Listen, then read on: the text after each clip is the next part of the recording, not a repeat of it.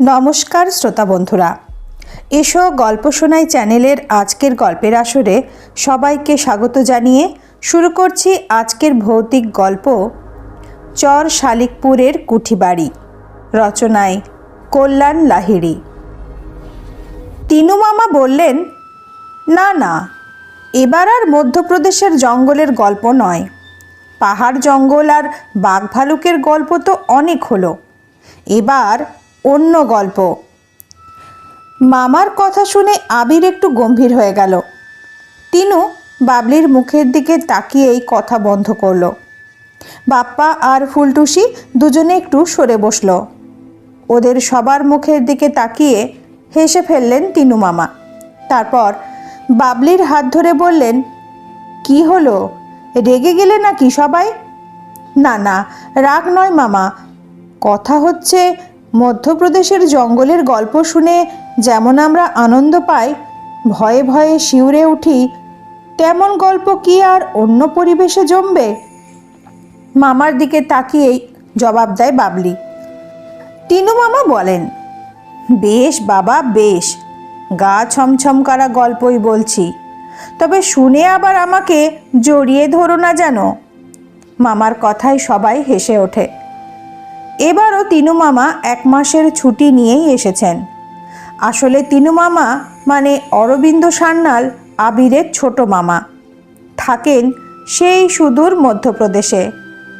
দক্ষিণ পূর্ব রেলে ডাক্তারি করেন। প্রতি বছরই পুজোর সময় আবিরদের কাছে চলে আসেন। তিনু মামা এলে শুধু আবিরই নয়, ওর বন্ধু বাপ্পা, টিবু আর সেই সঙ্গে বাবলি, মহুয়া, ফুলটুসিদেরও ভারী মজা হয়।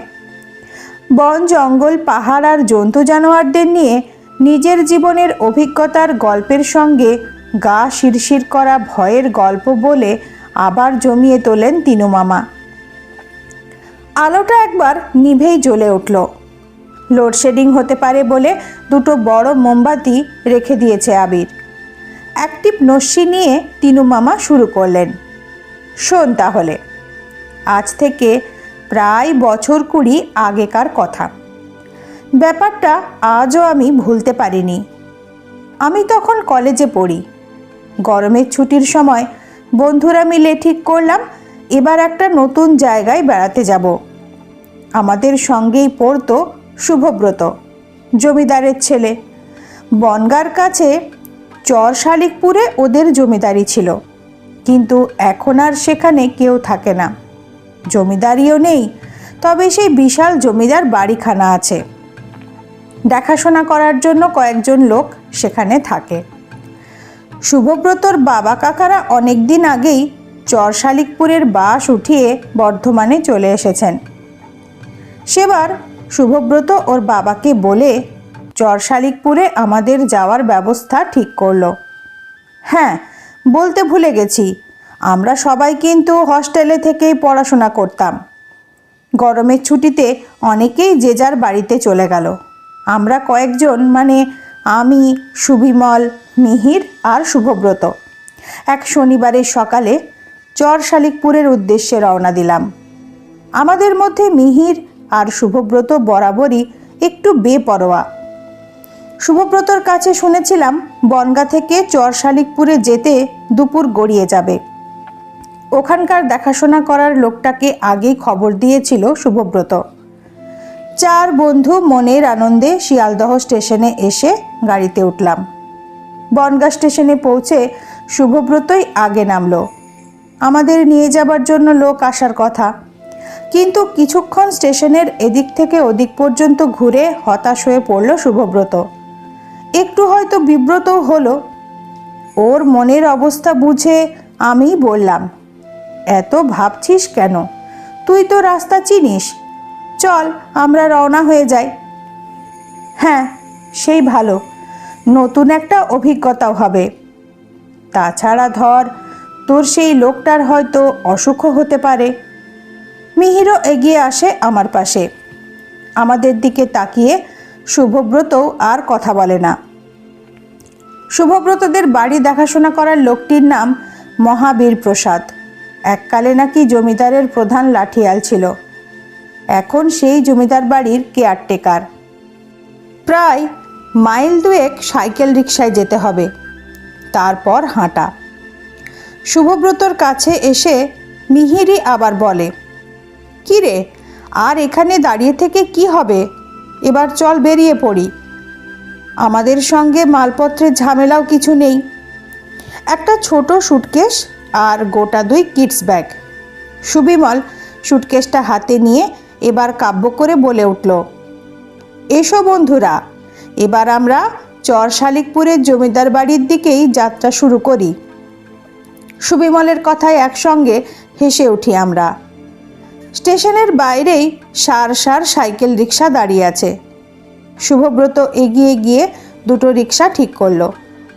এরকম পরিবেশে আমরা প্রথম যাচ্ছি, তাই মনের মধ্যে বেশ একটা উত্তেজনাও রয়েছে। রাস্তায় যেতে যেতেই সব দেখছি। কিছুটা ভালো রাস্তার পরেই মাটির রাস্তা শুরু হলো। রিকশা চালানো বেশ কষ্টকর। শুভব্রতর কথা মতো একটা বিশাল বটগাছের কাছে এসে রিকশা 2টো দাঁড়ালো। এখান থেকেই হাঁটতে হবে আমাদের। ভাড়া মিটিয়ে আমরা 4 জন সোজা মাঠের মধ্যে দিয়ে হাঁটা শুরু করলাম। এতক্ষণে শরীরেও ক্লান্তি নেমেছে আর খিদেও পেয়েছে। চারিদিকে শুধু ধুধু মাঠ আর কিছু গাছপালা। মিহির বলল, "আর কতটা যেতে হবে রে শুভ?" "বেশি নয়, ওই যে দূরে জঙ্গলটা দেখছিস, ওটা পেরিয়ে গেলেই হাঁসখালির মাঠ, আর তারপর সেটা ছাড়িয়ে একটা বড় দিঘি। সেই দিঘির পাড় দিয়ে একটা সরু রাস্তা বেরিয়ে গেছে। সেখান দিয়ে মিনিট 15 হাঁটলেই মা জয়চণ্ডীর মন্দির। আর..." "থাম থাম, আর বলিস না, সব গুলিয়ে যাবে। আগে তোর হাঁসখালির মাঠ দেখি, তারপর সব বলিস।" শুভব্রতকে থামিয়ে হাসতে হাসতেই বলি আমি। কথায় কথায় সময় এগিয়ে চলে। অবশেষে দীর্ঘ পথ চলার বিরতি। মা জয়চণ্ডীর মন্দিরে প্রণাম করে শুভব্রত বলল, "আমরা এসে গেছি। ওই দেখ আমাদের বাড়ির সিংহ দরজা।" মন্দির থেকে বেরিয়ে কিছুটা বুনো ঝোপঝাড় পেরিয়ে এলাম। একটা উঁচু মাটির বেদি দেখিয়ে শুভব্রত বলল, "এখানে আগে মোষ বলি হতো।" জমিদার বাড়ির দরজা দিয়ে ভেতরে ঢুকতেই আমরা চমকে উঠলাম। এইখানে থাকতে হবে ভেবে সত্যি এতক্ষণে মনের মধ্যে কেমন একটা অস্বস্তি হতে লাগলো। বেলাও হয়েছে বেশ, প্রায় 2টো বাজে। আগেকার দিনের জমিদার বাড়ি যেমন হয়, শুভব্রতদের বাড়িটাও অবিকল তেমনি। তবে বহুদিনের না ব্যবহারের ফলে এখন একেবারে ভগ্ন দশা।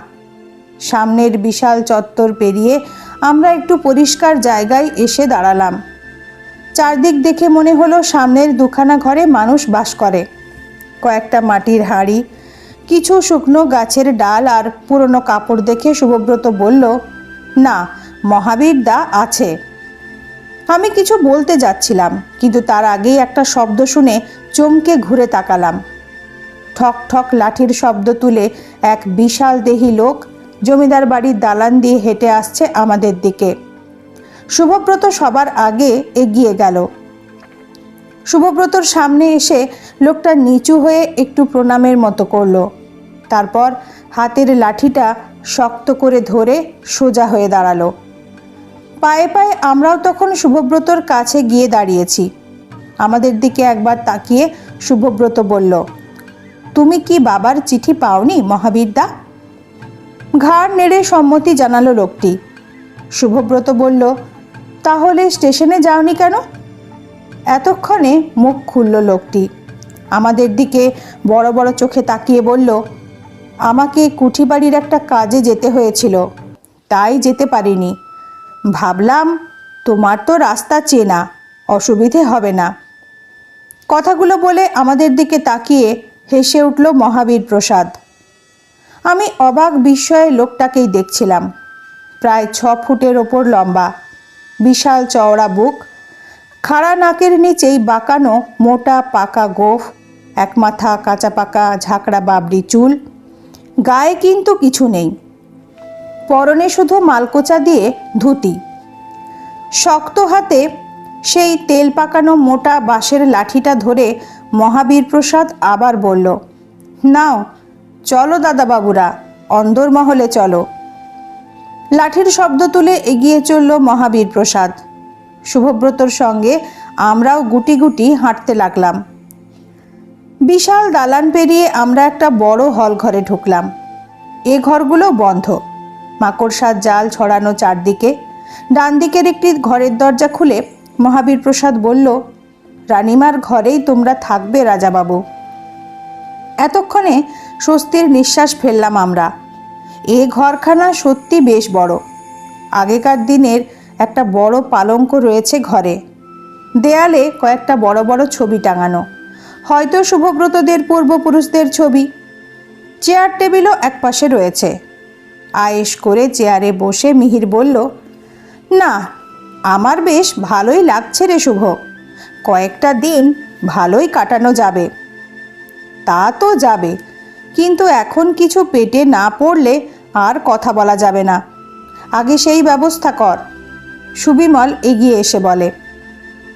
আর কথা না বলে সবাই জামাকাপড় ছাড়তে ব্যস্ত হয়ে পড়লাম। মিহির, সুবিমল ওরা দুজন শুভব্রতর সঙ্গে পুকুরে স্নান করতে গেল। জমিদার বাড়ির মধ্যেই পুকুর। এবার কয়েকজন মেয়ে পুরুষ আর ছোট ছেলে মেয়েদেরও দেখলাম। শুভব্রতই বলল, ওরা সব এখানেই থাকে। আমাদের ঘরখানার দুখানা ঘর পরে আবার একটা চওড়া দালান, তারপর একটা ঘরে খাওয়ার ব্যবস্থা। অনেক দিন পর পিঁড়িতে বসে কলার পাতায় গরম গরম মোটা চালের ভাত খেলাম। আয়োজন সামান্যই, ডাল, একটা ভাজা আর ছোট মাছের ঝোল। খাওয়ার সময় মহাবীর প্রসাদ সারাক্ষণ দরজার সামনে বসে রইল।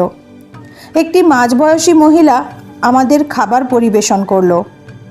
খেয়ে উঠে একটু গড়িয়ে নিতে নিতেই সন্ধে ঘনিয়ে এলো। একটা বড় টেবিল ল্যাম্প জ্বেলে দিল মহাবীর প্রসাদ। শুভব্রত বলল, আজ আর কোথাও বেরোবো না, কাল সকাল থেকে সব দেখাবো তোদের। শুভব্রতর মুখেই আমরা শুনেছিলাম ওদের এই জমিদার বাড়ির কাছেই নাকি নীলকর সাহেবদেরও জমিদারি ছিল। সেই কুঠি বাড়ি এখনও আছে। মিহির বলল, তোর সেই কুঠি বাড়ি দেখাবি না শুভ? হ্যাঁ, নিশ্চয়ই দেখাবো, তবে রাত্রিরে সেখানে না যাওয়াই ভালো। কথাটা বলেই আমাদের মুখের দিকে তাকালো শুভব্রত। আগে অবশ্য ওই কুঠি বাড়ি নিয়ে অনেক গল্প আমাদের শুনিয়েছে। নীলকর সাহেবদের অত্যাচারের কথা আর তার সঙ্গে ওর ঠাকুরদাদের লড়াইয়ের কথাও গল্প করে বলেছে। এখন নাকি ওই কুঠি বাড়ির দিকে দিনের বেলাতেও কেউ যায় না। সমস্ত এলাকাটাই জঙ্গলে ঘেরা। শুভব্রতদের জমিদারির মধ্যেই ওই জায়গাটা বলে এক শুধু মহাবীর প্রসাদই যাতায়াত করে মাঝে মাঝে। আমাদের কথার মাঝখানেই লাঠির শব্দ তুলে মহাবীর প্রসাদ ঘরে ঢুকল। শুভব্রতর দিকে তাকিয়ে বলল, রাজাবাবু কি মায়ের মন্দিরে যাবে? না মহাবীরদা, আমরা ঘরে বসেই গল্প করব। কাল সকালে ওদের সব ঘুরে দেখাবো। ধুর, হাঁদা গঙ্গারামের মতো এই সন্ধে থেকে ঘরে বসে থাকার জন্য এখানে এলাম নাকি? এত ভয় নিয়ে বাইরে বেরোনো যায় না। একটু বিরক্তভাবে কথাটা বলেই মহাবীর প্রসাদের কাছে এসে দাঁড়ালো মিহির। তারপর হঠাৎ তার লাঠিটা হাতে নিয়ে বলল, এই রকম একটা লাঠি হাতে থাকলে কোনো ব্যাটাই কিছু করতে সাহস পাবে না। তোরা না যাস, আমি আজই কুঠিবাড়ি দেখতে যাব আর রাত্রিতে সেখানে থাকব। মহাবীর প্রসাদ একদৃষ্টিতে মিহিরের মুখের দিকে তাকিয়ে আছে। চোখে চোখ পড়তেই আস্তে আস্তে লাঠিটা ওর হাত থেকে নিয়ে বলল, তুমি তো খুব সাহসী দাদাবাবু, কিন্তু এ লাঠিটা ধরো না, এটা ডাকাতের লাঠি। কথায় আছে না, ডাকাতের লাঠি আর ঢোলের কাঠি একবার ধরলে আর সহজে ছাড়ে না। তা তোমার যখন এতই শখ, ঠিক আছে, রাজাবাবুর মত হলে আজ রাত্রিরে তোমরা সবাই কুঠি বাড়িতে থাকতে পারো, আমি ব্যবস্থা করে দিচ্ছি। কথাগুলো বলে ধীরে ধীরে সামনের দিকে চলে গেল মহাবীর প্রসাদ। ঘরের আবহাওয়াটাও কেমন থমথমে হয়ে উঠল। মিহিরটার সব কিছুতেই বাড়াবাড়ি। শুভব্রত একটু লজ্জা পেল। যাই হোক, শেষ পর্যন্ত ঠিক হলো রাত্রে খাওয়া দাওয়া সেরে আমরা সবাই কুঠিবাড়ি দেখতে যাব। এখান থেকে দূরের জঙ্গল আর কুঠিবাড়ির কিছুটা অংশ দেখা যাচ্ছে। মাঝে মাঝে শিয়াল ডেকে উঠছে। মোট কথা সব মিলিয়ে পরিবেশটা রোমাঞ্চকর। মিহির বলল, আমার কথায় রাগ করিসনি তো শুভ? না না, রাগ করব কেন? আমারই মনে ছিল না, তুই তো আমাকে বলেছিলি রাত্রিরে কুঠিবাড়িতে থাকবি। কিন্তু অনেক ভেবেই আমি যাকগে, ছেড়ে দে। মহাবীর প্রসাদ সঙ্গে থাকলে কোনো ভয়ই আসতে পারবে না। শুভব্রতকে থামিয়ে বলি আমি। কেন যেন লোকটাকে আমার খুবই ভালো লেগেছে। রাত্রে এত বড় জমিদার বাড়িটায় আমরা চারজন শুধু রয়েছি, এ কথাটা ভাবলে বেশ ভয়ও করছে। গল্পে গল্পে সময় এগিয়ে চলল। ওদের জমিদার বাড়ির অনেক গল্পই করল শুভব্রত। জায়গাটার নাম চর শালিকপুর কেন, তারও একটা কিংবদন্তি শোনালো। আগে নাকি এই জায়গাটা সম্পূর্ণ জলে ভর্তি ছিল, তারপর একসময় ভরাট হয়ে যায়। নানা রকমের পাখির বাসা ছিল, হয়তো শালিক পাখি বেশি ছিল বলেই চর শালিকপুর নাম হয়েছে। আসার সময় শুভব্রতদের বাড়ির আনাচে কানাচে অনেক শালিকও দেখেছি আমরা। রাত্রে খাওয়া সেরে মহাবীর প্রসাদের সঙ্গে আমরা কুঠিবাড়ির দিকে রওনা দিলাম। এতক্ষণে মনের মধ্যে ভয়ের মুখোশটা হাতছানি দিয়ে উঠল। শুভব্রত আরেকবার মিহিরকে বোঝাতে চাইছিল, কিন্তু ও কিছু মনে করবে ভেবে চুপ করে গেল। একটা ছোট টর্চ আর ছুরি সঙ্গে নিয়েছি আমি। লাঠি আর লণ্ঠন হাতে নিয়ে মহাবীর প্রসাদ আমাদের পথ দেখিয়ে নিয়ে চলেছে। বেশ কিছুটা জঙ্গলের রাস্তা পেরিয়ে কয়েকটি মাটির ঘরবাড়ি চোখে পড়ল। তারপর একটা রাস্তা আবার ঘন জঙ্গলের দিকে ঢুকে গেছে। মহাবীর প্রসাদের নির্দেশ মতো আমরা হাঁটছি। হঠাৎই এক জায়গায় দাঁড়িয়ে পড়লাম সবাই। সামনে একটা ভাঙা জীর্ণ অনেকটা মসজিদের মতো বাড়ি। মহাবীর প্রসাদ বলল, আমরা এসে গেছি রাজাবাবু, তোমাদের থাকার ব্যবস্থাও করে রেখেছি, এবার সাবধানে পা ফেলে এসো। হাতের লাঠিটা জোরে মাটিতে ঠুকল মহাবীর প্রসাদ। ভয় পেয়ে আমি মিহিরের হাত জড়িয়ে ধরলাম। লণ্ঠনের আলোয় পথ দেখে আমরা কুঠিবাড়ির সামনে এলাম। বড় থামওয়ালা বারান্দায় উঠে একটা ঘরের সামনে দাঁড়ালো মহাবীর প্রসাদ। দরজায় হাত দিতেই ক্যাঁচ ক্যাঁচ শব্দ হলো। কয়েকটা বাদুড় ডানা ঝাপটিয়ে উড়ে গেল। সব মিলিয়ে একটা ভয়ঙ্কর পরিবেশের মধ্যেই যেন এসেছি আমরা। মিহিরের ওপর খুবই রাগ হচ্ছিল আমার, কিন্তু সে কথা তো প্রকাশ করা চলে না। সবার আগে মিহিরই মুখ খুলল। শুভব্রতর হাত ধরে বলল, এমন একটা খাসা জায়গা থাকতে তুই ওই ভুতুড়ে জমিদার বাড়িতে বসেছিলি? ঘরটা সত্যি বেশ পরিষ্কার পরিচ্ছন্ন। সব কিছু হয়তো মহাবীর প্রসাদই গুছিয়ে রেখেছে। কোনো আসবাবপত্র নেই। এক কোণে একটা মাটির কুঁজো আর গ্লাস, মেঝেতে খড় বিছিয়ে বিছানা পাতা। শুভব্রত বলল, তুমি কোথায় থাকবে মহাবীর দা? মাটিতে লাঠি ঠুকে মহাবীর প্রসাদ জবাব দিল, আমার চোখে কি আর ঘুম আসবে?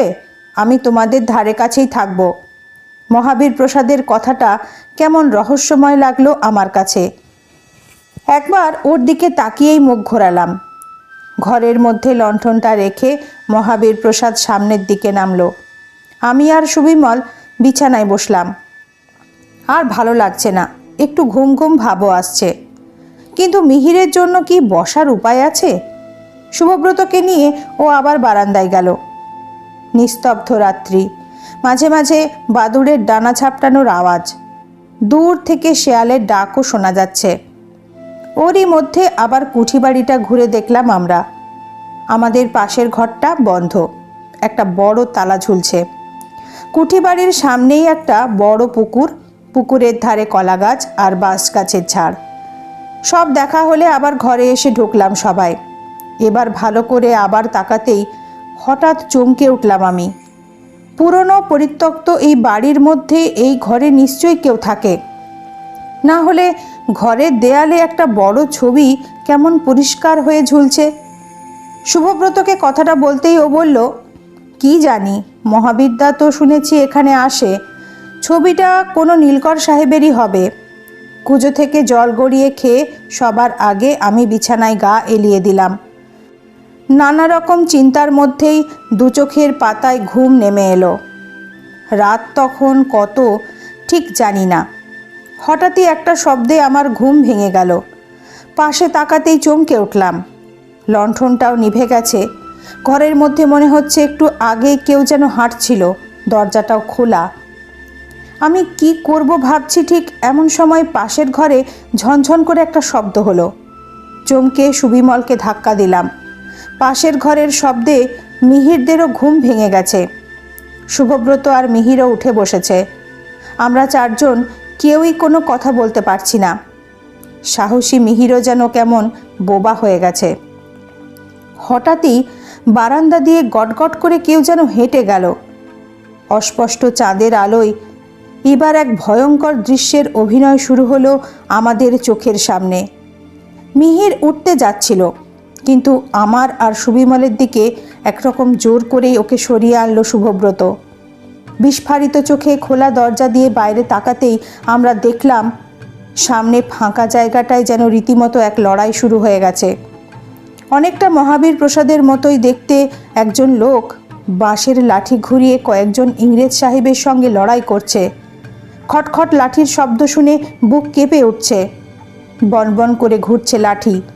আমরা চারজনই যেন হঠাৎ বোবা হয়ে গেছি। মনের সাহস এনে কেউ কিছু করতেই পারছি না। হঠাৎই মিহির শুভব্রতকে ধাক্কা দিয়ে সরিয়ে দরজার সামনে এগিয়ে গেল। আর ঠিক তখনই লাঠি হাতে লোকটা সামনের সাহেবের মাথায় লাঠির বাড়ি বসিয়ে হা হা করে হেসে উঠল। মিহির বাইরে পা রাখতে যেতেই শুভব্রত দৌড়ে উঠে ওর হাত চেপে ধরল। সুবিমলকে জড়িয়ে ধরে আমি তখন ভয়ে ঠকঠক করে কাঁপছি। এবার বিস্ময়ের ওপর বিস্ময়। ইংরেজ সাহেবের বুক ফাটা আর্তনাদ আর ডাকাত লাঠিয়ালের অট্টহাসির রেশ মিলিয়ে যেতেই দপ করে একটা মশালের আলো জ্বলে উঠল সামনে। মাথার ওপর লাঠি ঘোরাতে ঘোরাতে সেই লোকটা যেন এবার আমাদের ঘরের দিকে এগিয়ে আসছে। জ্ঞান হারিয়ে ফেলার ঠিক আগের মুহূর্তে মনের সমস্ত শক্তি এক করে শুভব্রত খুব জোরে মহাবীরদা বলে ডেকে উঠল। এরপর আর মনে নেই। পরদিন সকালে আমাদের ঘিরে তখন অনেক মানুষের ভিড়। মহাবীর প্রসাদের গলায় বেশি শোনা যাচ্ছে। মিহিরের লজ্জাটাই বেশি হচ্ছিল। মহাবীর প্রসাদকে কিন্তু শুভব্রত এবং আমরা কেউই কাল রাত্রির ঘটনা বলে বোঝাতে পারছিলাম না। গরম দুধ খেয়ে শরীরে বল ফিরে পেলেও মনের ভয়টা তখনও যায়নি। পরে অবশ্য শুভব্রতই ভয়ে ভয়ে আমাদের বলেছিল কুঠিবাড়ি নিয়ে এই ঘটনার কথা ও জানত, তাই রাত্রে যেতে নিষেধ করেছিল। নীলকর সাহেবদের সঙ্গে ওদের পূর্বপুরুষদের এক ভীষণ লড়াই ওই কুঠিবাড়ির সামনেই ঘটেছিল। গ্রামের লোকেরা অনেকেই সেই দৃশ্য দেখেছে। মহাবীর প্রসাদের বাপ ঠাকুরদারাই তখন জমিদারের লাঠিয়াল ছিল। তাই ওই অভিশপ্ত কুঠিবাড়ির দিকে শুধু রাত্রে নয়, দিনের বেলাতেও কেউ যায় না। এই ঘটনার কথা সবাই মানলেও এক মহাবীর প্রসাদই শুধু বিশ্বাস করে না। এরপর আর দুদিন মাত্র ছিলাম চর শালিকপুরে, কিন্তু কুঠিবাড়ির দিকে আর যাইনি। কত বছর কেটে গেছে, কিন্তু আমি আজও ভুলতে পারিনি চর শালিকপুরের কুঠিবাড়ির সেই ভয়ঙ্কর রাত্রির কথা। সত্যিই কি সেই রাত্রিতে নীলকর সাহেবদের সঙ্গে জমিদারের লাঠিয়ালদের যুদ্ধ আমরা দেখেছিলাম, নাকি সবটাই চোখের ভুল? এ সমস্যার সমাধান আজও হয়নি। শেষ হলো আজকের ভৌতিক গল্প চর শালিকপুরের কুঠিবাড়ি। গল্পটি শুনে আপনাদের কেমন লাগলো সেটা অবশ্যই কমেন্ট করে জানাবেন। যদি ভালো লাগে তাহলে অবশ্যই একটা লাইক ও ভিডিওটি শেয়ার করতে ভুলবেন না। আজ এই পর্যন্তই। নতুন একটি গল্প সাথে নিয়ে তাড়াতাড়ি ফিরে আসব। সবাই ভালো থাকবেন। নমস্কার।